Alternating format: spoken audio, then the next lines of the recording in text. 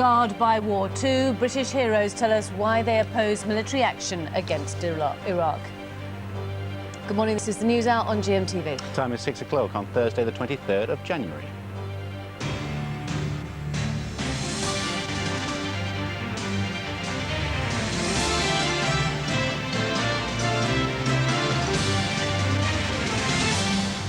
On the programme this morning, they fought bravely for Queen and country. Falklands veteran Simon Weston and Gulf prisoner of war John Nichols. So why do they oppose war? Find out in 20 minutes' time. And fighting for justice against the joyriders, a family bereaved by car crime, tell us why they want tougher action from the courts. And in sport, it's red against red. The Worthington Cup gets a dream final. I don't know what that means, but obviously I care deeply. Yeah, well, we'll do that in 10 minutes or so. Don't forget, we'd like to hear from you this morning, as always. If you've got a view on Penny or anything she does or says in the next 50 minutes, do get in touch. Text us on 81189. Or you can tell us how lovely you think Claire is, even when she insists on bringing rubbish weather with her. Ah, well, it's all wrong today, Penny, because it's beautiful weather outside today. I said it on the wrong day. It's Thursday morning, and we're going to see some sunshine. But if you are out and about in the next few hours, watch out icy stretches and untreated roads across northern parts of the UK, anywhere from northern England, North Wales and northwards. However, today, you see there's lots of sunshine. In fact, sunshine across central and eastern areas throughout the day, but in the west, unfortunately, we'll see more cloud and rain later on, and temperature struggling a little bit. I'll give you more details in around 25 minutes. Now it's back to the lovely Penny. Thank you, the gorgeous Claire. The top story this morning, despite the mounting Iraq crisis, Tony Blair will focus his attention on domestic issues today. The government's facing widespread criticism over its plans to overhaul university fees. Well, joining us now from Downing Street is the Daily Mail's political commentator, Quentin Letzer. Morning, what's he expected to say then, Quentin? Yeah, stand by your beds. The Prime Minister is going to be back in action on the domestic front today, and he's going to be talking about reform and modernisation and saying, look, despite what's going on in Iraq, we're still running this country, not Iraq, and it's really important that we push through all these reforms, and modernisation is really important for social justice. He seems to just have someone's reminded him that this is the place, this is the country that he's running, and he's a bit worried perhaps about some domestic support and some of the big issues facing us in this country. It seems to have reminded him about that, and that's the big speech today. So obviously actually quite an important speech then. Yeah, very important, because yesterday in the House of Commons there was the big announcement about college fees, and Labour MPs, don't forget this is the bedrock of Mr Blair's political support, they are really worried about university fees. I think they've been hearing on the doorsteps people saying to them, you mean we're going to have to pay for university? People are desperately angry and worried about this, and perhaps the government has realised that this potentially is an election loser for them. It's not just, of course, university fees that people are talking about at the moment, is it? It's the fire strikes, still, of course, some planned for next week. Yeah, there's also the hospitals, foundation hospitals going on. The fire strike, of course, terribly important, because that is involving lots of soldiers, and they're meant to be over in Iraq, fighting potentially a war over there. So it seems that maybe in the last couple of weeks the government may have taken its eye off the ball a bit on the home front, on the domestic front, and this is what the Prime Minister today is going to leap up and remind us that he's really in charge of things here. Quentin, thank you very much. Bringing us the rest of the news this morning, Amanda. Thank you, Andrew. Good morning. The Foreign Secretary Jack Straw will hold crucial talks on Iraq in Washington later today. In the face of growing opposition to military action from across the globe, he'll meet the US Vice President Dick Cheney and the Secretary of State Colin Powell. Here's Hovovi Todd. The Australian troop ship Canimbla steams out of Sydney to join British and US forces, but it's not certain whether her 350 troops will take part in any war. Support here is far from certain. Public opinion is turning again. Jack Straw arrives in Washington with the Anglo-American Campaign for World Opinion colliding headlong with formidable opposition from the Franco-German alliance. There are some nations in the world who would like to simply turn away from this problem, pretend it isn't there. The United States fully understood that when we went down the path of 1441, we were hoping for the best, but we were preparing for the worst. Germany's anti-war stance is bolstered by France, which as a permanent member of the Security Council has the right to veto any new resolution. If they have their way, Chief Weapons Inspector Hans Blix won't be addressing the Security Council on Monday. It'll be postponed to the 14th of February. But that's when the US is planning to launch its assault on Iraq, according to reports based on military sources in Moscow. They say a Valentine's Day strike is likely with or without UN sanction. Havovi Todd reporting there. Fresh talks aimed at ending the firefighters' pay dispute will begin today. Employers will meet union bosses at the Conciliation Service ACAS, renewing hopes that more strikes can be averted. The next walkout is planned to start on Tuesday. A 52-year-old record producer, Stephen Jolly, has been arrested by police investigating allegations of child abuse.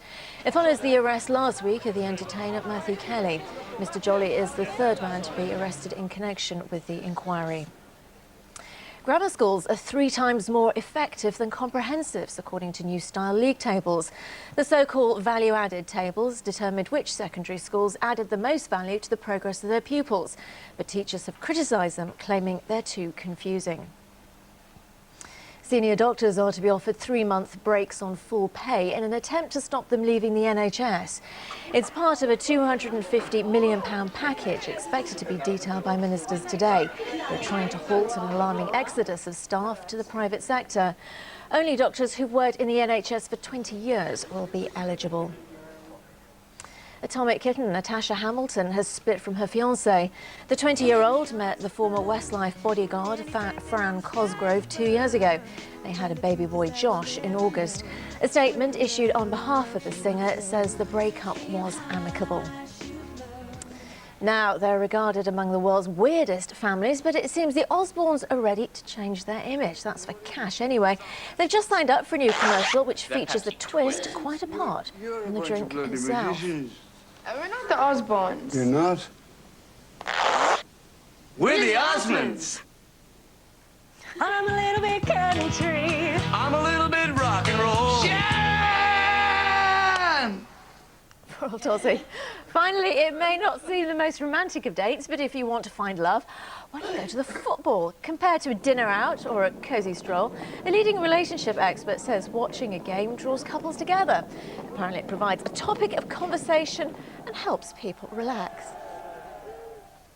Complete nonsense. It's 7 minutes past 6. I'm back at 6:30. Here's Penny and Andrew. Yeah, absolute rubbish. It is rubbish, isn't it? You would never go to a football match as a date, because if they won, then all they want to do is go and get completely legless and fall over and not talk to you. And if they lose, they're so morose and boring. They just sit there going, "It was so terrible. If only they'd done that." I was wondering what date-related stress might be, because apparently sharing something like that gets rid of it. But going out for a date with you must be The worst hell on earth. Exactly. Thank you so much. Just put this on, we'll be fine.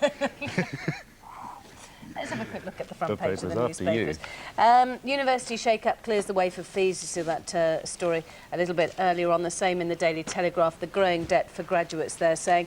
The Independent, British furious. France has invited Mugabe from Zimbabwe to Paris conference. The Guardian, US begins secret talks to secure Iraq's oil fields. And finally, on the front page of the Times, Germany blocks the road to war, saying that it'll use its power as incoming president of the UN Security Council to try to head off war by asking the chief weapons inspectors to report twice in 3 weeks. That's according to the Times.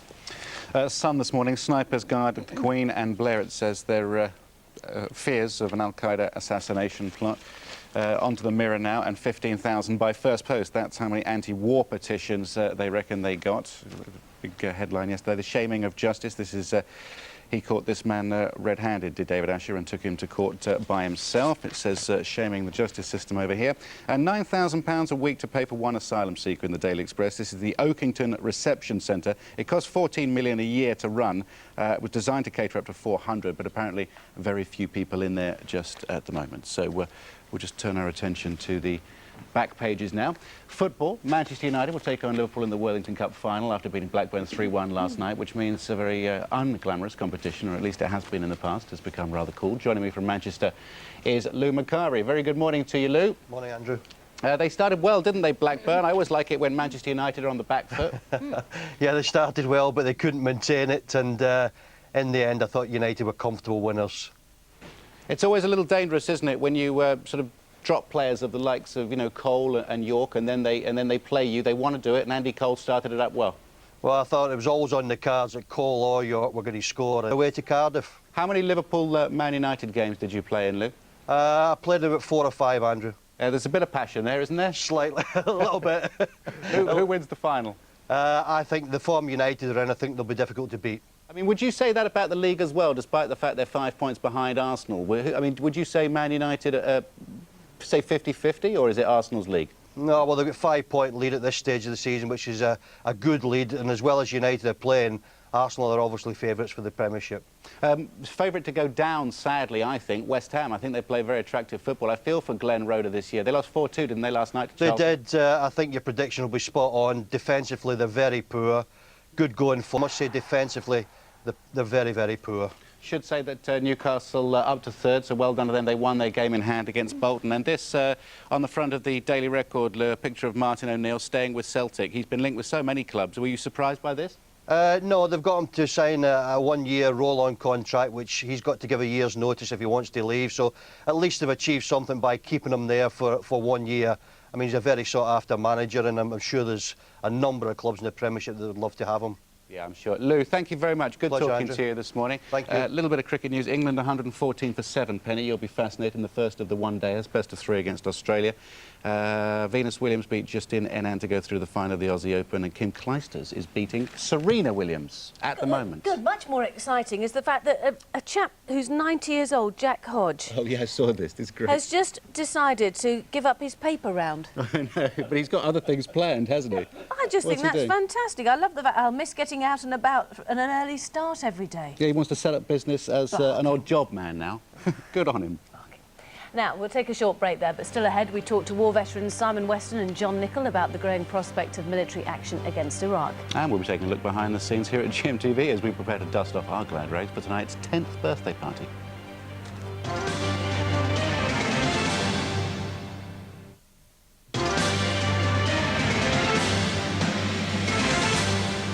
Welcome back. You're watching the News Hour on GMTV. This morning's headlines. Despite the mounting Iraq crisis, Tony Blair will turn his attention to domestic issues today in a crucial speech to reassure voters that he's not just focusing on war.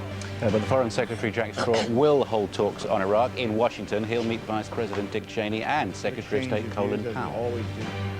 And fresh talks aimed at ending the firefighters' pay dispute are due to begin at the Conciliation Service, ACAS, renewing hopes that more strikes may be averted. Time is 6:15. Within the next few weeks, 32,000 British service personnel will be in the Gulf, waiting on the front line for any conflict with Iraq. Well, joining me now are 2 men who've experienced the horror of war firsthand. During the Falklands conflict, Simon Weston was so badly burned when his ship was attacked that his mother barely recognised him. RAF navigator John Nichol was captured and beaten by the Iraqis after his plane was shot down during Operation Desert Storm. Well, Simon joins us now from Cardiff while John's in the studio. Good morning to you both. Simon, if I can speak to you first. I mean, the Falklands War obviously changed your life. What are your thoughts for the servicemen and women preparing for the Gulf? Well, I have concerns about equipment, but I've been making those for quite a while now. But the other thing is I don't have any doubts about them being able to do their job. They'll do the best job they can because we have the best service people in the world, and they are ours. And that's what makes it so important that we get this right, that when we go to conflict, that we go with the whole nation united, that we don't go divided. And the government is divided and the nation is very, very divided. I've talked to many hundreds of different people on this subject, and I've yet to find a dissenting voice. John, you'd agree with that, wouldn't you? Yes, I think it's really difficult, especially, you know, for ex-service people like Simon and myself. And it's not just, you know, people that were at the bottom of the military pile. People like Major General Patrick Cordingley, one of the most senior officers from the Gulf.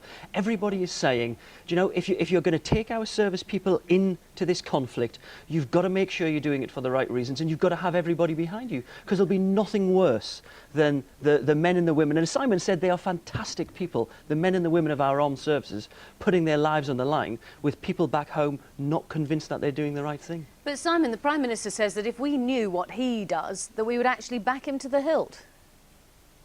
Well, why doesn't he get 10, 20, 30 world leaders, Nelson Mandela, the Pope, if you want?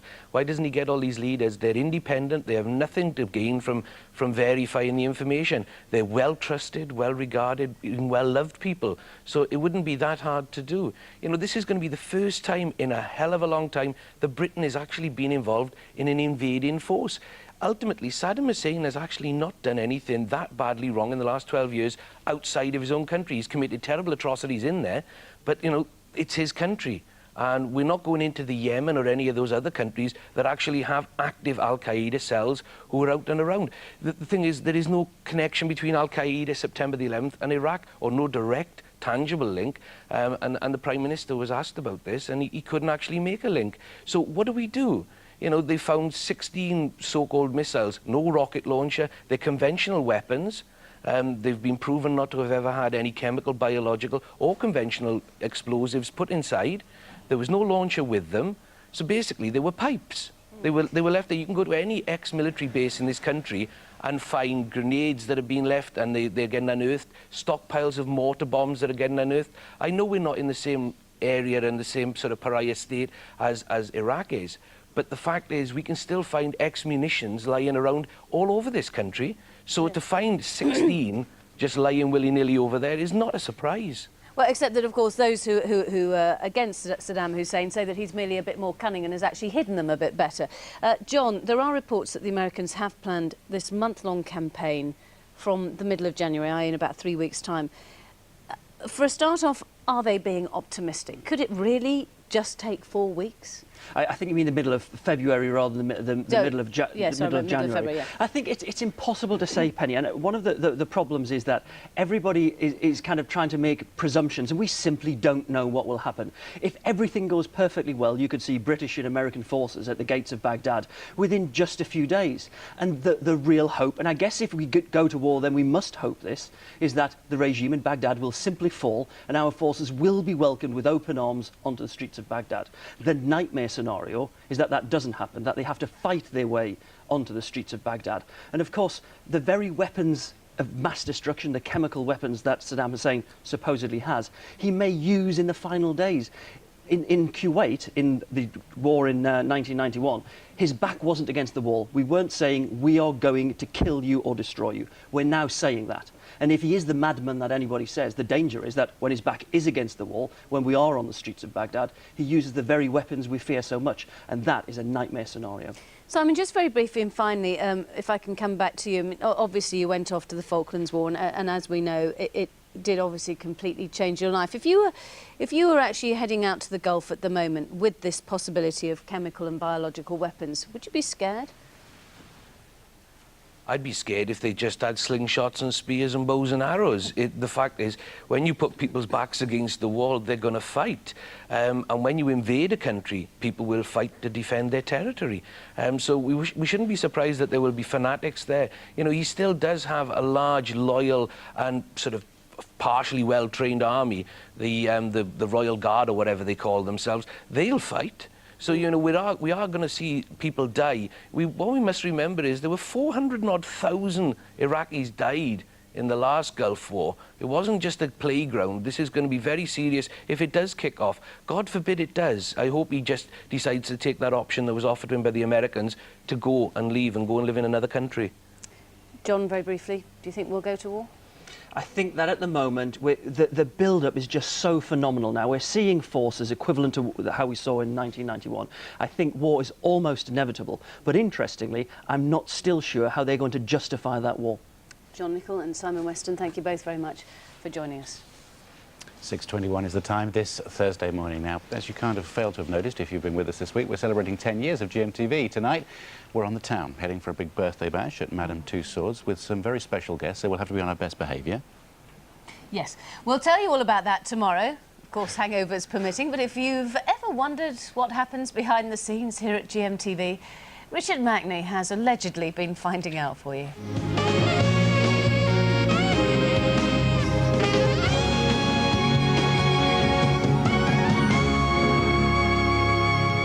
Yes, GMTV is 10 years old, but what secrets lie behind its incredible magic? What spells are woven on a daily basis during the night in that building that inform, entertain and amuse a daily audience of literally a lot. Well, let us be your eyes, ears and to a lesser extent your nose as we go on a guided tour behind the scenes as we say, good morning television.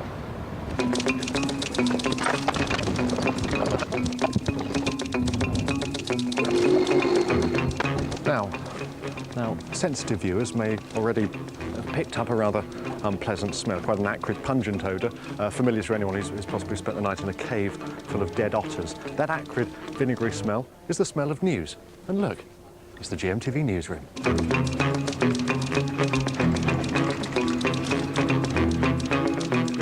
Penelope Smith and oh look, it's John Stapleton, and hasn't he aged well? Yeah. Hello and welcome to GMTV on Friday the 21st of May. It's 6 o'clock. I'm Penny Smith. In today's...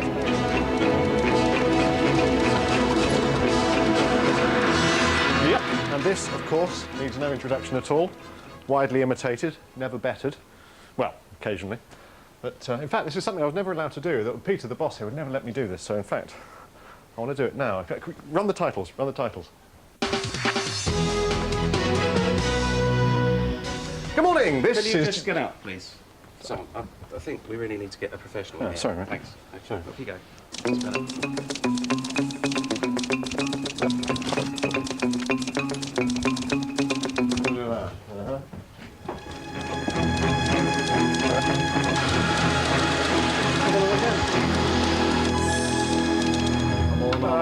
Captain Holmes. That'll be me. Yes. That'll be... The most important first. That's it.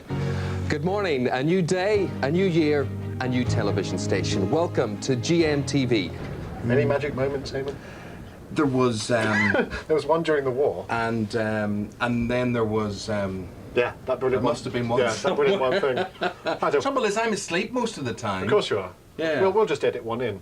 Yeah. And we'll dub over your voice saying, oh, I remember that great occasion. That's a very good idea. Fantastic. Hi, I'm Fiona Phillips and entertainment's my area. Fiona Phillips, 10... Richard Mackney. 10 glorious years. years. I feel like I'm being humble here. 10 glorious years, Fiona Phillips. What have been your... Any magic moments you want to share with us? No, Or have none there been none whatsoever. at all? No. OK, thanks for I that. can't think of one. Gary Osmond was a magic moment. I know it was. guess Mel Gibson getting my hand on his globes. He had 2 globes.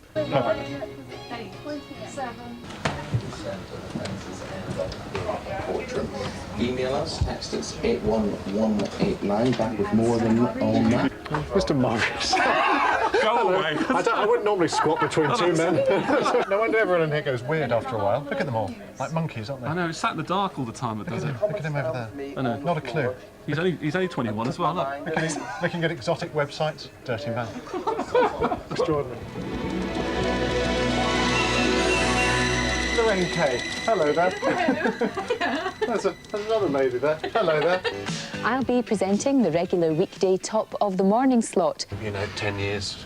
10 years. Who would have thought it? You've been here 10 years, haven't you? I've been here 10 years and then 8 years with TVAN. 18 years in breakfast television, and I'm still relatively sane. Well, you're still speaking, which is fantastic.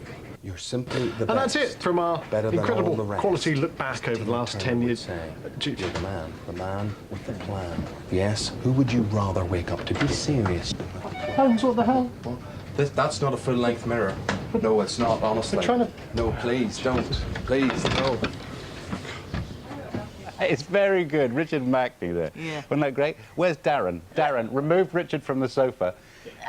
Was that today, by the way? Did you do that today? We didn't do that today, did we? No, and that is the same green very, shirt. It's a very, very similar shirt. And actually, Darren has been wearing... It's Thursday, and I seem to remember Darren wearing that yesterday as well, Yeah. and the day before. He must have got half a dozen of them. Yes, obviously came in a bag.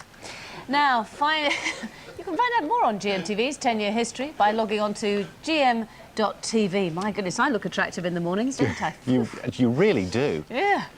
Now, talking about our past, here's another gem from the Birthday Vault.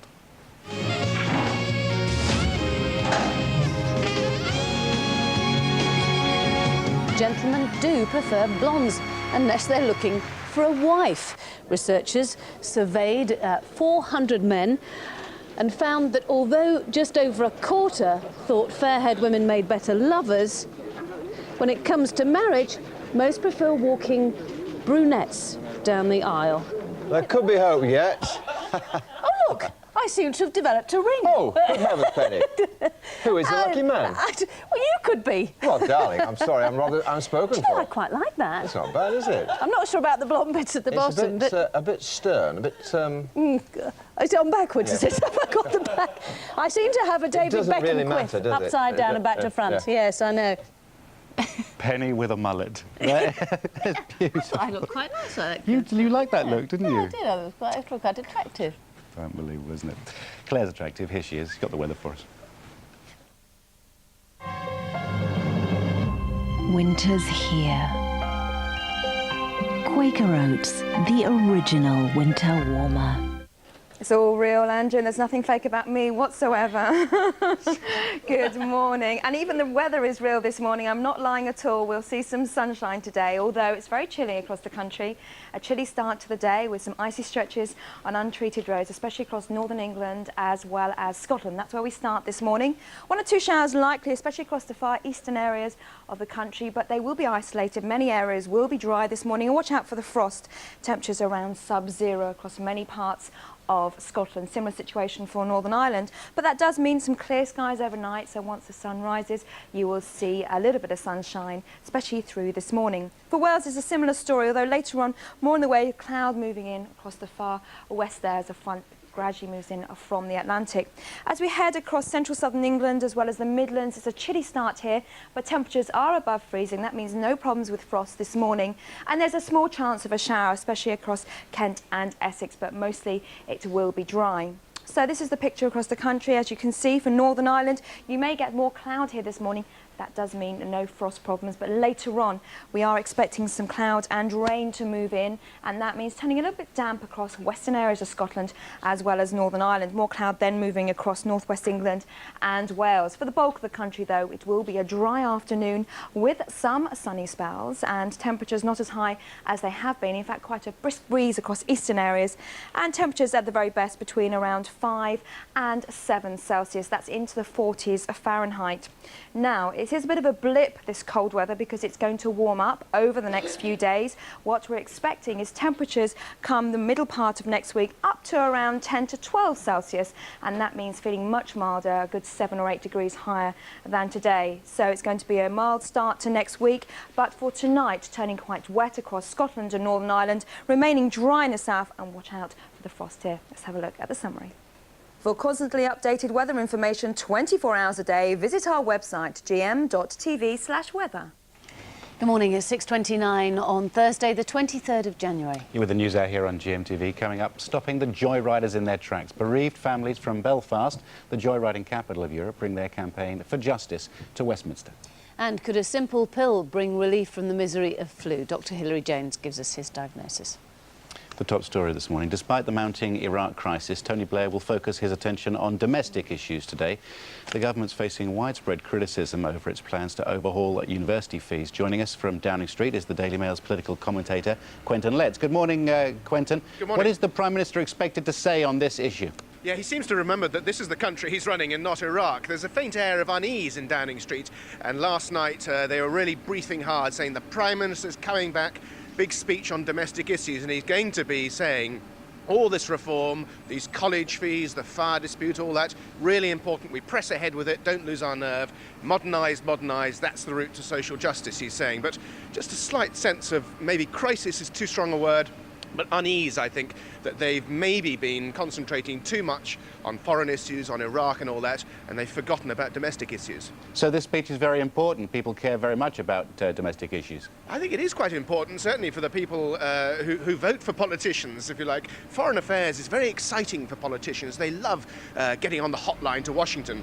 But what they need to do always is keep in touch with their core voters, their supporters, the people who put them in office, the people who pay the school fees, who pay the university fees, who go to hospitals, schools and all that. And that's maybe what Mr. Blair has forgotten about a bit in recent days. You can understand that because the war is desperately important.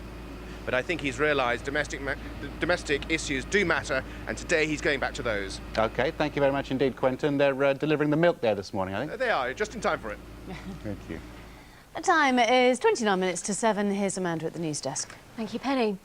Good morning. The Foreign Secretary Jack Straw will hold crucial talks on Iraq in Washington later today. In the face of growing opposition to military action from across the globe, he'll meet the US Vice President Dick